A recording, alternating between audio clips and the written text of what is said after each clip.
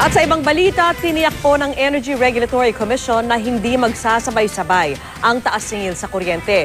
Gusto na kasing singilin ng Meralco ang power rate hike nitong Enero, habang ang generation charge nanganganib namang tumaas sa tag-init. Saksi si Julius Segovia. Kinuwestiyon nung una dahil sa sobrang taas. Pero ngayong tiyak ng 45 centavo per kilowatt hour lang ang increase sa generation charge para sa buwan ng Enero. Gusto na itong singilin ng Meralco.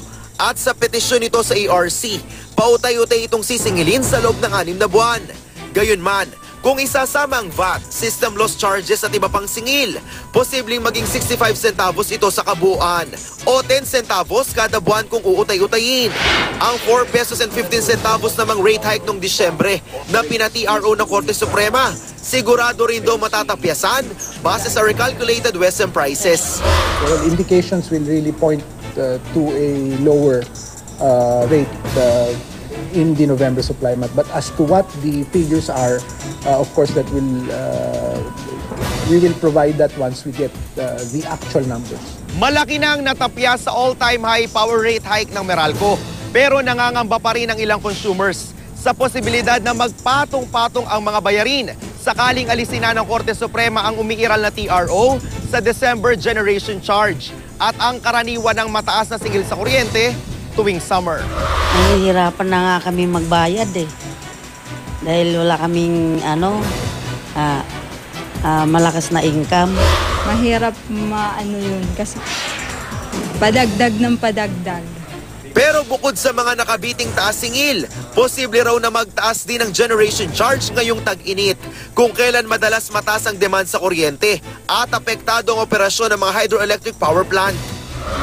So ang mga customer namin, lalo ng mga kabahayan, pinapayuhan na namin na mag-exercise ng energy efficiency.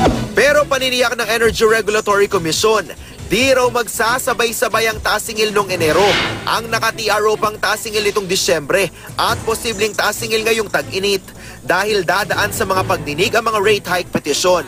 Posibleng tapos na ang tag-init bago maaprubahan ang pinetisyong rate hike ng Meralco.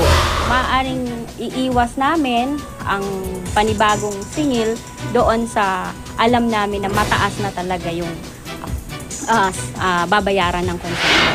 Inutusan naman ng ERC na mag-refund ang di bababa sa 10 electric cooperatives sa Luzon na di gaya ng Meralco ay buong-buong ipinasa sa customers ang dagdag singil sa kuryente. Tulad sa Meralco, lalabas din kasing mas mababa ang dapat na singil ng mga ito sa kuryente. Ngayong tinapyasan na ang presyo ng kuryenteng binili sa Wholesale Electricity Spot Market o WESM. Ako si Julius Segovia, ang inyong saksi.